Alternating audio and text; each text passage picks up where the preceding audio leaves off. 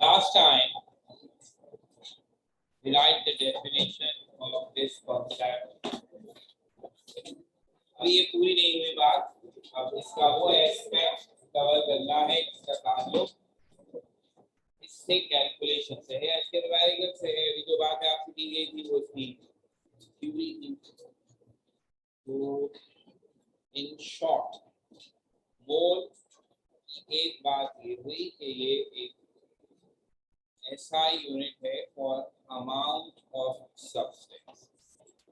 सबसे अहम बात थी वो ये समझाना था कि अमाउंट ऑफ सब्सटेंस से मुराद है कि जब आप चीजों को काउंट करके लेते हैं तो फिर वो लफ्ज अमाउंट इस्तेमाल किया जाता है। जब हम चीजों को वे करके लेते हैं तो फिर लफ्ज क्वांटिटी इस्तेमाल किया जाता है। साइंस में अपने स्टैंडर्ड में आया। तो इस तरह mole is a unit for amount and it means when you take the quantity of anything with respect to number। और फिर मैंने आपसे कहा नॉर्मल लाइफ में इसे हम नोट करते हैं डजन से, जिसका मतलब है 12। केमिस्ट्री में लफ्ज इस्तेमाल हो गया मोल, समझिए वो उसी डजन का बड़ा भाई है, क्योंकि डजन का मतलब था 12 और मोल का मतलब था 6.02 into 10 raised to the power 20। So it's a huge। और ये इसलिए था कि हमने आपको बताया कि केमिस्ट्री वालों को जो चीजें काउंट करने की जरूरत है, इसकी तुम्हें अपने टॉपिक से जरूरत पड़ेगी, they must be the atoms और मॉलिक्यूल्स और इवन आयंस। और ये सब चीजें इतनी छोटी हैं कि नजर भी नहीं आती, और इसीलिए बहुत बड़ी तादाद में है।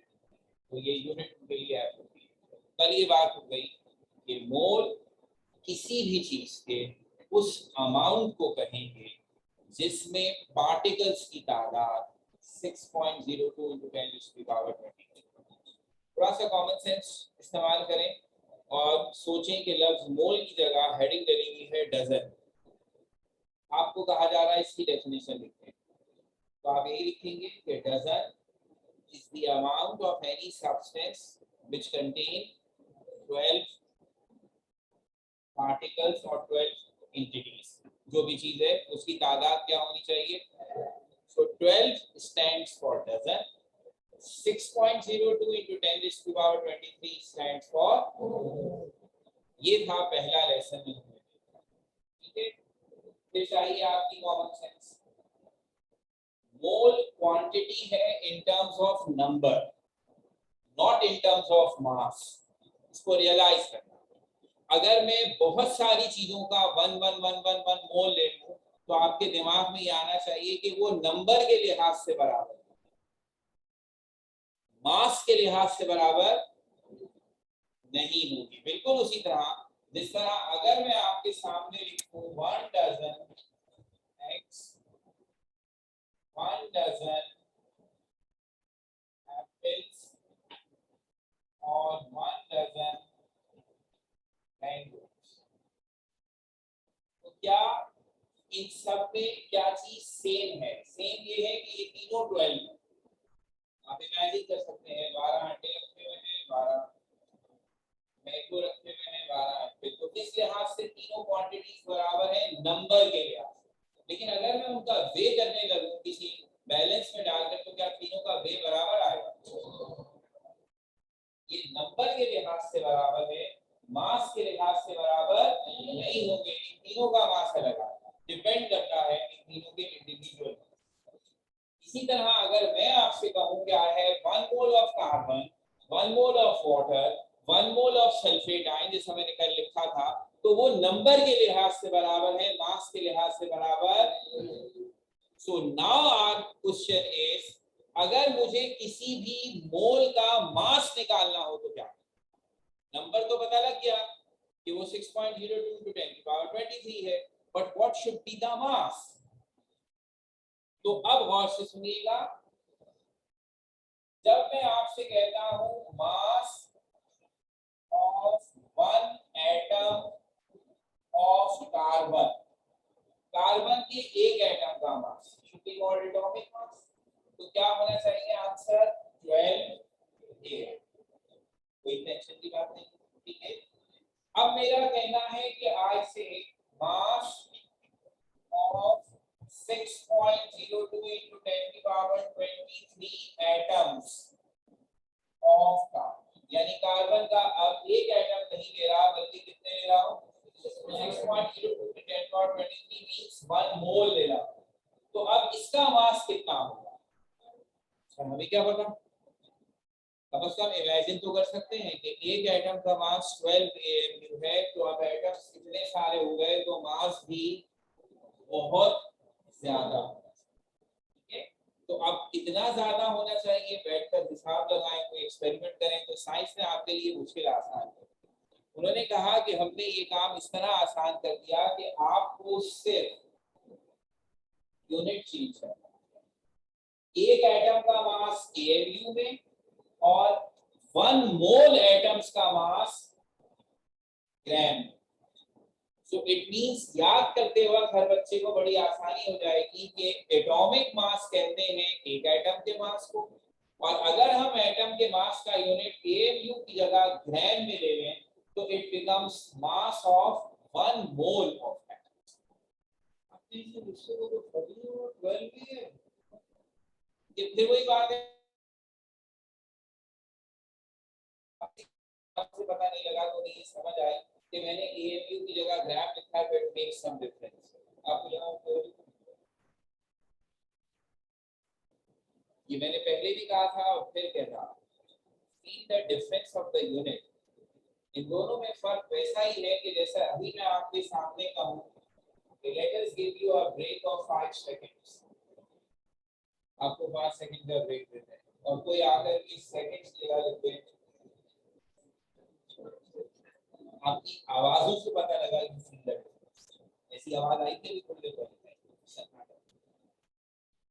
ये फर्क समझो, आप टाइम के डिफरेंस को फील कर रहे हैं कि 5 सेकंड और 5 इयर्स अभी कितना बड़ा फर्क है, पर ये फील आप नहीं कर पाए जब मैंने ग्राम लिखा, आपको लगा कोई बात ही नहीं। तो आपकी इत्तला के लिए 5 सेकंड्स और 5 इयर्स में इतना बड़ा गैप नहीं है, इतना बड़ा गैप वहां है। सर ईयर समझते हैं, सेंचुरी समझते हैं, 100 इयर्स, मिलीनियम 1000 इयर्स। तो अगर फर्स्ट कर लें मैं 5 सेकंड की जगह 5 मिलीनियम लिखूं, तो फर्क कितना हो गया, 5 सेकंड 5000 इयर्स।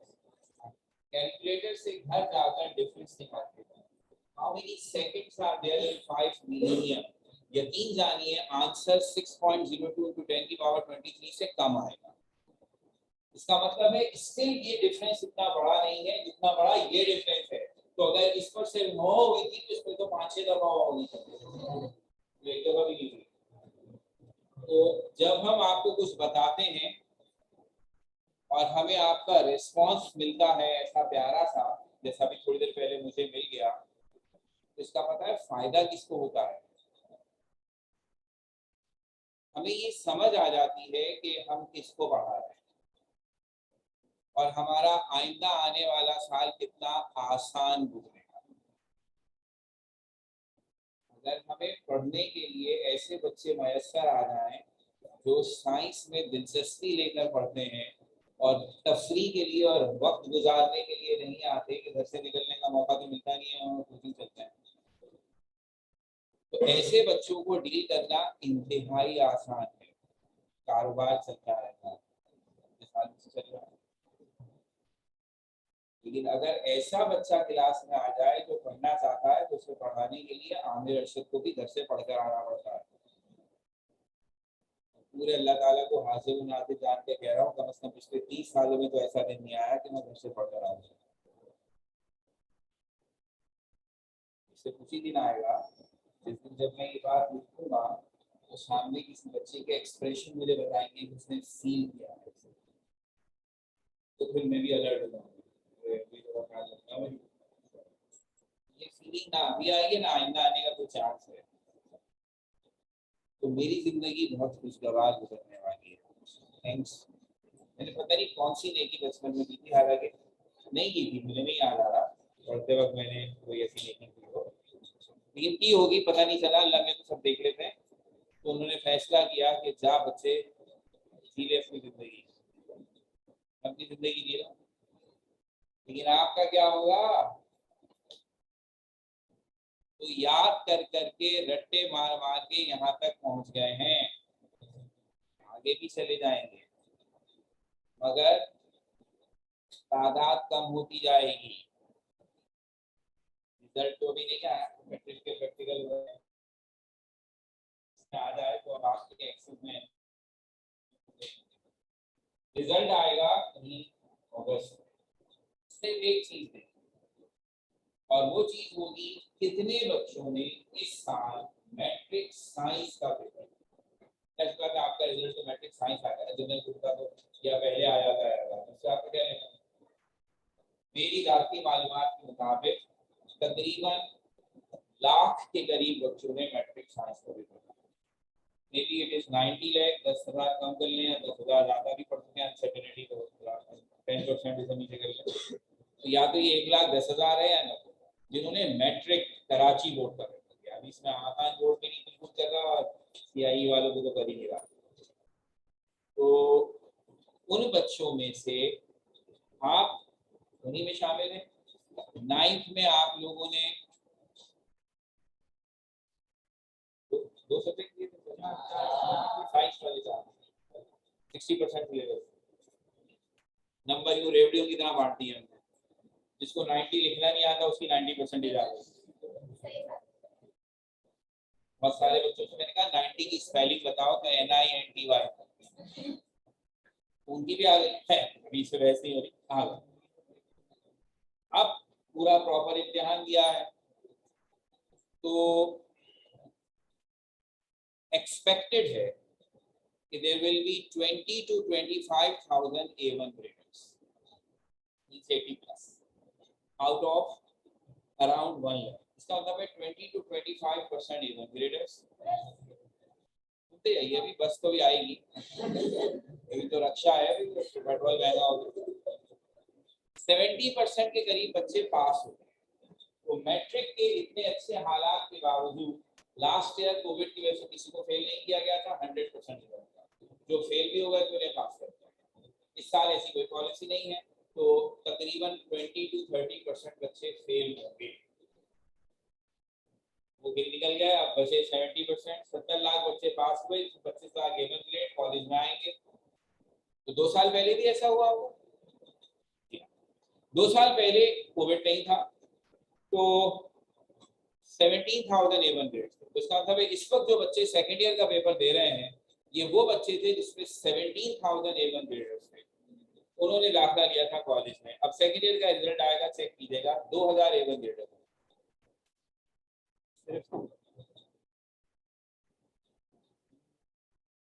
कम हो गए। और रिजल्ट की पास परसेंटेज तकरीबन प्री मेडिकल वालों की 50 के आसपास होती है, इंजीनियरिंग वालों की 35 होती है पास परसेंटेज, जिसमें ई ग्रेड वाला भी और कम हो। अब जो पास होते हैं, अगर वो इंजीनियरिंग के हैं तो वो इंजीनियरिंग कॉलेज के लिए एडमिशन टेस्ट देंगे, मेडिकल के हैं तो मेडिकल वाले देंगे, और फिर मजीद छांटी होती है। टोटल सीट्स मेडिकल सारे प्राइवेट गवर्नमेंट कॉलेज मिलाकर MBBS BDS सब मिलाकर अराउंड 3,000। प्री मेडिकल में हर साल तकरीबन 30,000 बच्चे इम्तिहान देते हैं और 3,000 सीट्स। कोई भी प्री मेडिकल का बच्चा ऐसा तो नहीं होगा ना जिसे कंपाउंडर बनना हो, एम तो सबका डॉक्टर ही होता है, बाद में कुछ भी बनना पड़े वो किस्मत की बात है। तो 1 to 10 का रेशियो है सीट्स में, एक सीट के लिए 10 बच्चे। कौन कामयाब जिसकी वो निकली, तो ऐसे सन्नाटे में बैठे होंगे ना। अब नेक्स्ट के लिए डाल रही पता नहीं क्या मिला। आपके चेहरे के एक्सप्रेशन हमें बताते हैं कब समझ में आ रहा है कब नहीं आ रहा, आपसे पूछने की जरूरत नहीं होती। जो आंखें है ना, आपको मेरी समझ में आती है, मुझे आपकी समझ में आती है। आपको मेरी बॉडी लैंग्वेज से कुछ दिनों के बाद अंदाजा होने लगेगा। आज सर का तो काफी हालात अच्छे हो गए, मैंने करवा दिया। यही सेंटर था, यही लोग थे। मेरे आने के बाद इनका आपस में पहला क्वेश्चन होता था, सर का मूड कैसा है, जान निकलती है। तो अल्लाह ने करम कर दिया, समझा दिया। मेरे अपने बच्चे बड़े हो गए, मुझे ख्याल आ गया दूसरों के बच्चों को भी अपना बच्चा। तो आप हमारी बॉडी लैंग्वेज से हमारे बारे में जाना, हम तो ज्यादा सीनियर है ना, हमें भी आप तो गौर से सुना करें। मसलियात करने का बहुत टाइम है, कम से कम मेरी क्लास में तो बहुत साइंस को जबरदस्ती नहीं पढ़ा, थोड़ा सा मतलब उनका कुछ है, लेकिन पढ़ते वक्त जो दे इम्पोर्टेंट बात है। तो अब ये तय हुआ, एक एटम का मास छोटे यूनिट में, और छोटा यूनिट है AMU लाइक सेकेंड्स। और जब आपके पास 1 मोल होगा, यानी इतने सारे एटम होंगे, तो यूनिट भी फिर बड़ा वाला इस्तेमाल करें, और वो हमारे लिए है ग्राम। अब AMU और ग्राम में इतना फर्क है जितना रफली स्पीकिंग इन दोनों में, तो आपको फील होगा कि एक इंतहाई माइनर चीज के लिए है और एक इंतहाई मेगा चीज के लिए। तो अब हमें आसानी ये रह गई कि जो एटॉमिक मास हमने कहे थे कि हम आपको देंगे, वो तो बड़ा मैजिक हो गया। वो एक एटम के मास को भी रिप्रेजेंट करेंगे और 1 मोल को भी रिप्रेजेंट करेंगे। सिर्फ आपको क्या करना होगा, यूनिट फ्लिप करेंगे। तो सिंपल लफ्ज इस्तेमाल करूं, एटॉमिक मास, इसका मतलब होगा mass of 1 atom expressed in AMU। और अगर लफ्ज इस्तेमाल होगा ग्राम एटॉमिक मास, तो अब लफ्ज में ही आ गई ना बात। अब की दफा एटॉमिक मास का यूनिट ग्राम होगा, और जब उसका यूनिट ग्राम होगा तो वो एक एटम को नहीं रिप्रेजेंट कर रहा, वो 1 मोल को रिप्रेजेंट कर रहा है। 1 मोल मींस सिस्टम। अब इसी सोच को आगे बढ़ाकर फैसला करते हैं। अब अगर मैं आपसे कहूं mass of 1 atom of magnesium, it is 24 AU। Again चूंकि मैंने 1 एटम कहा तो एटॉमिक मास यूज किया गया which is in AU। अब अगर मैं आपसे कहूं मास of 6.2 into 10 raised to the power 23 atoms of magnesium, तो आप फौरन ऊपर वाली बात याद करके लिखेंगे।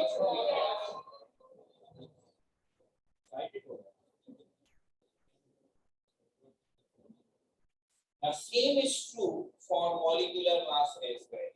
तो अब अगर मैं आपसे कहूं मास of 1 molecule of H2O, और सिंपल मॉलिक्यूल है, आप जमानी फॉर्मूला हिसाब लगा सकते हैं।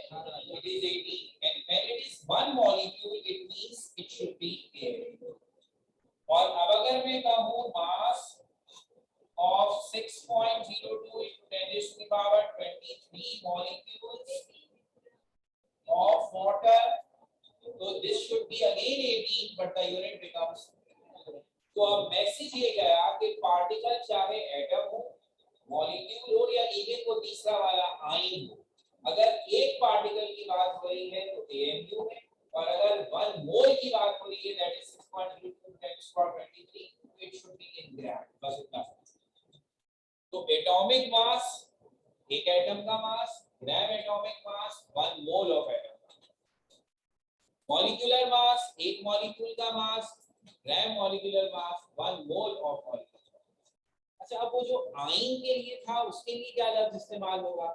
एटॉमिक भी नहीं हो सकता क्योंकि वो एटम नहीं है, मॉलिक्यूल भी नहीं हो सकता क्योंकि वो मॉलिक्यूल भी नहीं, तो क्या आयोनिक मास यूज करें?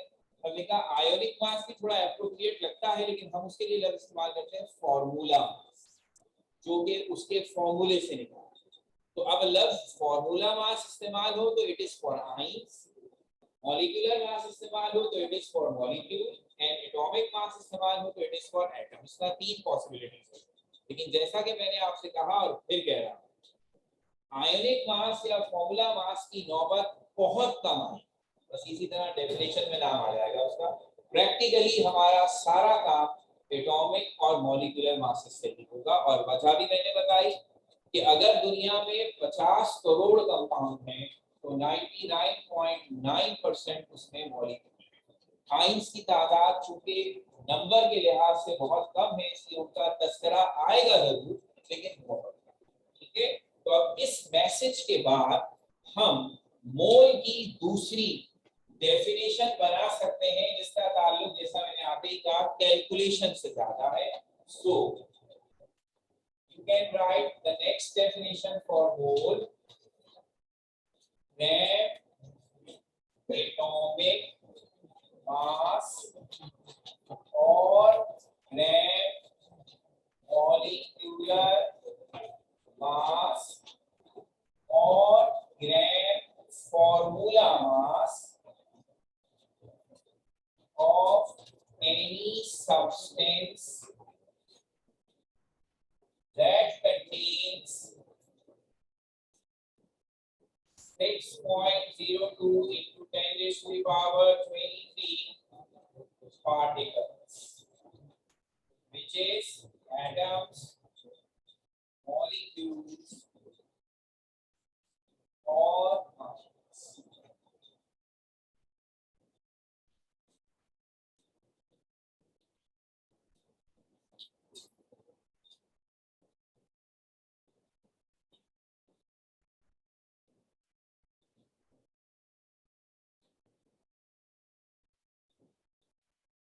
अब अगर लास्ट डेफिनेशन से आप इसे कंपेयर करें तो उसमें ये तो कहा गया था कि mass of any substance which contain this much number of particle.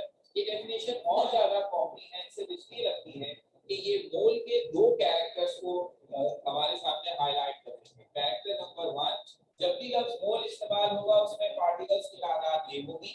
और कैरेक्टर नंबर 2, आप अब ये भी बता सकते हैं किसी भी चीज के मोल को देखकर कि उसका मास कितना है। तो अब जैसे ही मैं नाम बताऊंगा किस चीज का मोल, आप फौरन उसका या तो एटॉमिक मास देखेंगे या मॉलिक्यूलर मास या फॉर्मूला मास, डिपेंडिंग अपॉन कि वो चीज क्या है, और हमें बता देंगे कि उसके 1 मोल का मास है। इस तरह मोल से हमें दो इंफॉर्मेशन मिल रही है। नंबर 1 जो कि अंडरस्टूड है, उसमें पार्टिकल्स कितने हैं, तो 6.02 × 10⁻²2। उसका मास कितना है, वो ये लाइन है, ग्राम एटॉमिक मास, ग्राम मॉलिक्यूलर मास और ग्राम। इसी में जो एक लफ्ज आया है, ये नंबर हम सबको याद होगा, ये नंबर कहलाता है Avogadro's number, after the scientist Avogadro, जिसने ये नंबर कैलकुलेट किया, ये सारा कॉन्सेप्ट बनाया। जैसे ही हम ये बात कहते हैं, थोड़ा सा तजस्सुस दिल में आता है, कैसे इतना बड़ा नंबर उसने कैसे पता लगाया। तो मैं फिर एक दफा वही बात दोहराऊंगा जो आपकी और हमारी सेहत के लिए बहुत जरूरी है, कि हर चीज को सीखने के स्टेप्स हैं, और उसमें पहला स्टेप है कि ये समझ में आए कि हम कहना क्या चाहते हैं। जब वो सीख लें तो फिर ये सोचा जाए ये पता कैसे चला। बड़ी आसान सी मिसाल है। मिसाल के तौर पर जो बच्चे इसी वजह से अपने घर के हालात की वजह से कोई बात हो, पढ़ाई शुरू हो, मैट्रिक के बाद पाकिस्तान में कराची शहर में बहुत सारे बच्चे पढ़ाई शुरू करते हैं, काम पे लग जाते हैं, क्या करें, पैसा भी कमाना है, घर के हालात भी देखने, तो उनको क्या काम मिलेगा। तो कुछ टेक्निकल चीजें होती है, वो कहते हैं इसको दुकान पे बैठा दें मोबाइल की, तो ये मोबाइल एसेसरीज और उसको थोड़ा ठीक करना सीखता है। अक्सर आपने देखा होगा, आप अपना मोबाइल ठीक करने के लिए दुकानदार जिसको दे रहे होते हैं वो मैट्रिक पास लड़का भी नहीं होगा, लेकिन आप या मैं जो साइंस में मास्टर्स है उसको नहीं पता होगा कि इस मोबाइल में क्या खराबी है, और वो मोबाइल थोड़ा थोड़ा खोल कर आपको बता रहा होगा कि इसकी ये आईसी हो गई है। उसको ये भी नहीं पता होगा आईसी किस चीज को कहते हैं। उससे कभी आप पूछे मोबाइल फोन वाले से आईसी से क्या मतलब, I stands for what and C stands for what, कहेगा तुम्हें मोबाइल ठीक कराना है तो जानना है। मुझे पता है आईसी मींस इंटीग्रेटेड सर्किट, मुझसे पूछने में पूरा 1 घंटा खड़ा होकर आपको इंटीग्रेटेड सर्किट पढ़ा सकता हूँ, मुझे ये सारा पता है, लेकिन वो जो आईसी वहाँ हो रही है उसे ठीक नहीं कर सकता। तो मुझे टेक्निकल स्टडीज नहीं पता, मुझे प्रैक्टिकल पता। मैं गाड़ी का इंजन कैसे काम करता है ये बता सकता हूँ, लेकिन कभी गाड़ी बंद हो जाती है ना, तो मुझे उस जाहिल टेक्नीशियन को बुलाना पड़ता है, वो मुझे बता रहा था ये पाइप उखड़ गया, इसमें से पानी गिर रहा था, ये अब सही हो गया, रेडिएटर गर्म है। तो टेक्निकल और प्रैक्टिकल में फर्क है। तो वो टेक्निकल चीजें सीखते हैं जब, तो वो अपने सिखाने वाले से ये नहीं पूछते पहले मुझे इसका लॉ पढ़ाओ, नहीं, उनको सिर्फ ये सिखाया जाता है कि ये मोबाइल है, ये चार चीजें होती हैं भाई जो अक्सर खराब हो जाती हैं, ये ऐसे ठीक होगी, ये ऐसे, ये ऐसे और ये ऐसे। पांचवी चीज खराब हो जाए ना तो उसको कहते हैं ना फेंक दो, ये ठीक नहीं हो सकता, कंपनी में जाएगा। अक्सर आप ये बस भाई एक ही दफा ठीक हो गया, अब नहीं होगा, आपको नया मोबाइल पता। तो चार की बात पांचवी चीज है। तो क्योंकि सिखाने का तरीका, साइंस भी ऐसे ही पढ़ेंगे। बाय द वे, अगर हम में से कोई, जो मुझे अंदाजा हो गया मुझे पढ़ा की मैंने बात कही है ना, वरना तो मैं कह देता हूँ, वरना उसूली तौर पर भी आप पढ़ के आ सकते हैं, आपको पता ही नहीं चलता ना। अगर मैं आज पढ़ा रहा हूँ कल क्या पूछ पता नहीं चलेगा, तो साल 2 साल पहले की चीज को पता चलेगी। 9th में हम सब ने पढ़े हैं फैराडेज लॉ, दो लॉ थे, Faraday first law of electrolysis, Faraday second law. Faraday Avogadro भाई दोनों पार्टनर थे, एक ने इलेक्ट्रोलाइसिस का लॉ बनाया था और दूसरे ने उस लॉ से एवोगैड्रो नंबर निकाला। दोनों हिस्ट्री और साइंस में बहुत मशहूर हैं। फैराडे पढ़ा 9th में कराची, बस खत्म हो गई बात। तो दो लॉ थे, एक Faraday first law of electrolysis, एक सेकंड। मैं उसकी बात इसलिए नहीं कर रहा हूँ कि अब वो दोबारा आपको नहीं पढ़ने होते, तो हम भी थोड़ा दसरा लगा काम में वगैरह। तो अब ये एवोगैड्रो ने ये नंबर निकाला, तो अब मोल की डेफिनेशन में ये नंबर यूज हुआ है और इस नंबर को कहते हैं एवोगैड्रो नंबर। तो जब भी मोल की बात होगी, उससे कैलकुलेशंस की बात होगी, दोनों का नाम साथ आ रहा होगा। तो मोल की डेफिनेशन आपने लिखनी, इसकी भी फॉर्मेलिटी पूरी कर लें। Number of particles in 1 mole of any substance are 6.02 into 10 raised to the power 23. This number is called Avogadro's number and is denoted by, तो हम सिंबॉलिकली कैपिटल N और उसके नीचे सब स्क्रिप्ट में कैपिटल A करके लिखते हैं, छोटा सा कैपिटल A लगाते हैं। तो this is for Avogadro's number.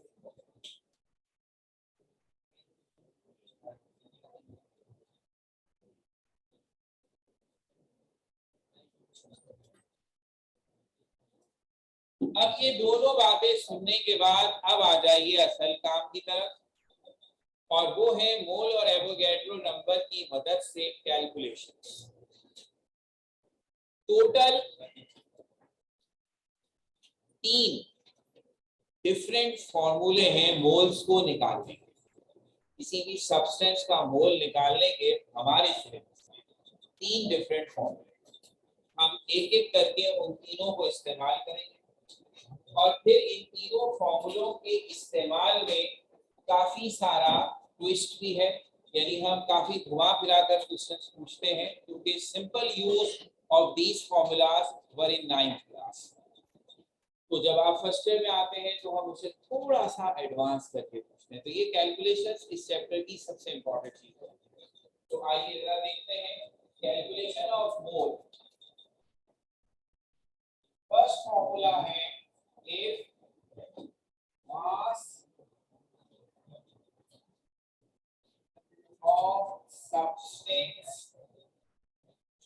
in gram is given।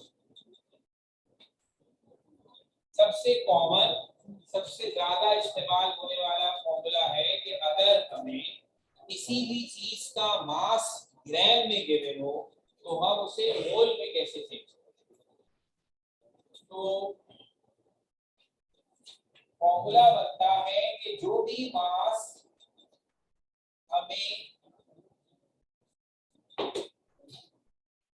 ग्राम में दिया जाएगा हम उसे रखेंगे न्यूमरेटर में और उसे डिवाइड करेंगे ग्राम एटॉमिक, ग्राम मॉलिक्यूलर या ग्राम फॉर्मूला मास, तीन ऑप्शंस आपको इसलिए दिए, इट डिपेंड्स कि वो जो सब्सटेंस है अगर वो एलिमेंट है तो उसका ग्राम एटॉमिक मास इस्तेमाल होगा, अगर वो मॉलिक्यूलर कंपाउंड है तो ग्राम मॉलिक्यूलर मास इस्तेमाल होगा, और अगर आयन है तो ग्राम फॉर्मूला, तो कोई एक चीज इस्तेमाल होगी। लेकिन हमने तीनों ऑप्शंस लिख दिए, तो ये हो गई पहली बात। अब हमें लगा कि ये दो लाइनों का इतना लंबा फॉर्मूला, इतना बड़ा तो न्यूमेरिकल लिखूंगा, इतना बड़ा फॉर्मूला लिखना पड़ेगा, तो अपनी बात को थोड़ा सा शॉर्ट कर। तो शॉर्ट करने का तरीका ये हुआ कि हमने एक नई टर्म कॉइन की, हमने कहा तीन तीन लफ्ज इस्तेमाल करने के बजाय कोई एक लफ्ज बना, ग्राम एटॉमिक मास, ग्राम मॉलिक्यूलर मास, ग्राम फॉर्मूला मास, इसको कहते हैं जी 1 मोल को। तो हमने फैसला किया कि इन तीनों की जगह लफ्ज इस्तेमाल करेंगे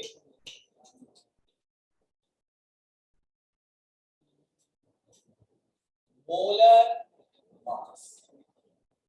इंग्लिश के लिहाज से जब लफ्ज लिखेंगे मोलर मास, इसका क्या मतलब होगा, मास ऑफ 1 मोल। और मास ऑफ 1 मोल का मतलब अगर वो मोल एलिमेंट का है तो ग्राम एटॉमिक मास, मॉलिक्यूल का है तो ग्राम मॉलिक्यूलर मास, आयंस का है तो ग्राम। तो बजाय इतनी सारी चीजें यूज करने के, अब आज के बाद हम लफ्ज मोलर मास यूज करेंगे और समझ जाएंगे कि हमें इसका क्या मतलब है। तो यही फॉर्मूला ऐसे लिखें, मास इन ग्राम। अब लफ्ज सब्सटेंस भी फालतू है, divided by molar, and molar mass means gram atomic, gram molecular और gram formula। सिंबल बनाए अगर तो मास इन ग्राम को स्मॉल m से और मोलर मास को कैपिटल M से। हर जगह अपने अपने नोटेशन इस्तेमाल होते हैं। जब आप ओ लेवल में थे तो इसको हम MR या रिलेटिव मॉलिक्यूलर मास कहते थे, एटॉमिक मास को AR कहते थे। यहाँ पर हम उसे सिर्फ कैपिटल M और मोलर मास कहते हैं, ठीक है। तो कोई फर्क नहीं पड़ता, आप उसी का टी बना दें तो भी बोलते हैं।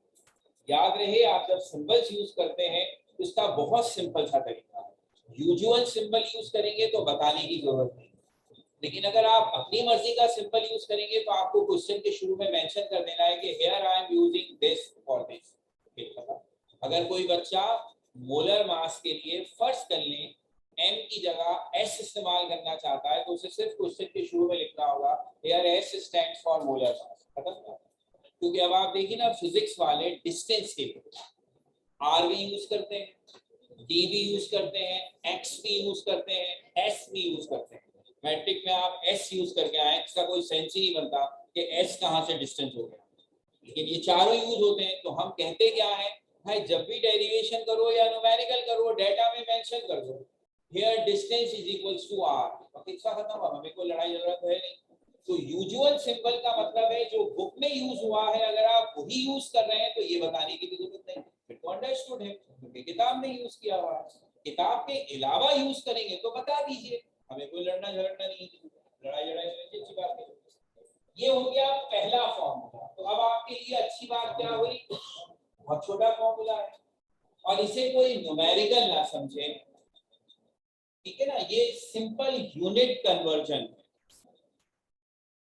एक छोटा सा काम है बड़ा है फॉर्मूला, लेकिन है टेक्निकली ये यूनिट कन्वर्जन। आपको कोई भी चीज ग्राम के यूनिट में दी गई, आपने उसे मोल के यूनिट में convert by simply dividing with molar, ठीक हो गई बात।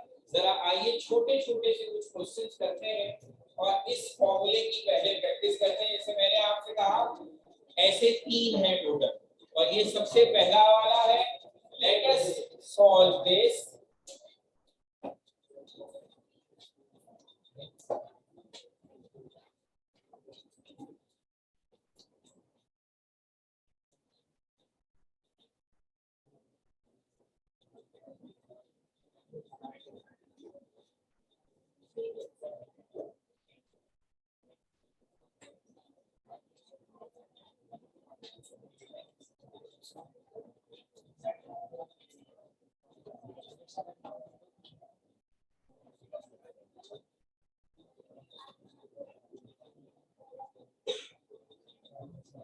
ये दो सवाल मैंने आपके सामने लिखे हैं और इन दोनों में जो एलिमेंट्स इस्तेमाल हो रहे हैं वो है कार्बन, हाइड्रोजन और ऑक्सीजन। कार्बन का एटॉमिक मास 12, हाइड्रोजन का 1 और ऑक्सीजन का 16 हमें पता भी होना चाहिए, एहतियातन मैंने बता दिया। अब चूंकि मैंने आपसे कहा है कि they should not be considered as a numerical, तो जो हम आगे जब न्यूमेरिकल करेंगे तो हमारे बोर्ड की रिक्वायरमेंट के हिसाब से हमें थोड़ा सा प्रोटोकॉल देना होता है न्यूमेरिकल्स को। डाटा बनाते हैं, फॉर्मूले का रेफरेंस देते हैं, फिर कैलकुलेशन शुरू करके आंसर लिखते हैं। This is not a numerical, this is simply a unit conversion. 1 mark होगा इसका जब भी आएगा, चाहे ये क्वेश्चन की सूरत में आए चाहे ये एमसीक्यूज की सूरत में आए। दोनों सूरतों में आपको जो वर्किंग करनी है वो इंतहाई सिंपल है और वो क्या है, मास इन ग्राम दिया हुआ है, फॉर्मूला सामने मैंने मेंशन किया है। एहतियातन मैं यहाँ आपको बता देता हूँ कि मेरे पास मास इन ग्राम यानी स्मॉल m है 18 ग्राम और मोलर मास, अब मोलर मास CH3COOH, फॉर्मूले से अंदाजा हो रहा है it is a molecule, so the molecular mass, gram molecular mass should be the molar mass. और अब आपको याद आएगा कि इस फॉर्मूले को देखकर आपको मॉलिक्यूलर मास निकालना होगा, यूनिट उसका AMU नहीं होगा, ग्राम होना चाहिए। तो अब CH3COOH एग्जांपल्स में था जो हमने मॉलिक्यूलर मास के लिए निकाले थे। आप इसमें मौजूद कार्बन एटम फिल है वो 2 है, हाइड्रोजन 4 है, ऑक्सीजन भी 2 है। एटॉमिक मास 12, 1, 16 और ये जवाब आएगा 60 AMU लिखूंगा तो ये 1 मॉलिक्यूल का मास होगा मॉलिक्यूलर मास के बाद। 60 ग्राम लिखूंगा तो it is now gram molecular मास। तो ग्राम मॉलिक्यूलर मास को ही आपने कहा मोलर मास, और मोलर मास में आप सिर्फ ये करते हैं कि यूनिट में एक चीज और ऐड कर देते हैं, अब यूनिट हो जाएगा ग्राम पर मोल। पर मोल मींस मास ऑफ 1 मोल, तो इसलिए अब इसका मोलर मास कितना हुआ 60 ग्राम पर मोल। आई होप हमें ये समझ आती है कि आप तो स्लैश बना दें या फिर मोल के ऊपर -1 लिख दें तो इसको पढ़ेंगे क्या, ग्राम पर मोल मींस मास ऑफ 1 मोल।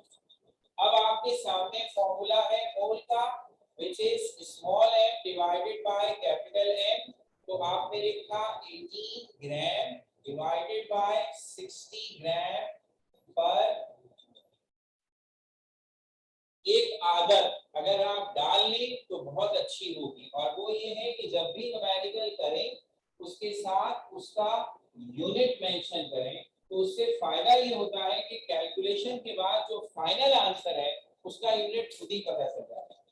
तो अगर हम ऐसा कर लें तो आज से आदत डालेंगे तो खुद ही आहिस्ता आहिस्ता पक्के हो जाएंगे, मगर ये जहन में रहे कि अगर ये चीज हमें मुश्किल लगती है तो न्यूमेरिकल में बगैर यूनिट लिखे भी आपका सवाल सही होगा, तो it's not a necessary method. कर ले तो अच्छी बात है। क्या आएगा आंसर 0.3, और अब आप खुद देख सकते हैं ग्राम से ग्राम कैंसिल, यहाँ मोल इनवर्स है, ऊपर लेके जाएंगे तो सिंपल मोल बनेगा, वही हम आंसर इज 0.3 मोल। सेम यही काम नीचे हो जाएगा आराम से, mass in gram is small m which is 540। इसी तरह मोलर मास निकालें ऑफ C6H12O6, ये निकलेगा 180 ग्राम पर मोल, और अब मोल निकाल लीजिए 540 डिवाइडेड बाय 180,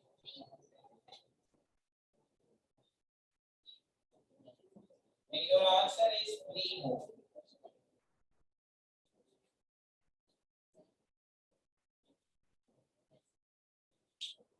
ये कैसे आया, तो मेरे ख्याल में नहीं की जरूरत है मॉलिक्यूलर मास बिना लास्ट में कैसे नहीं है पक्का आज तक सिंपल यहाँ अब तो छुट्टी के दिन भी आ जाओ।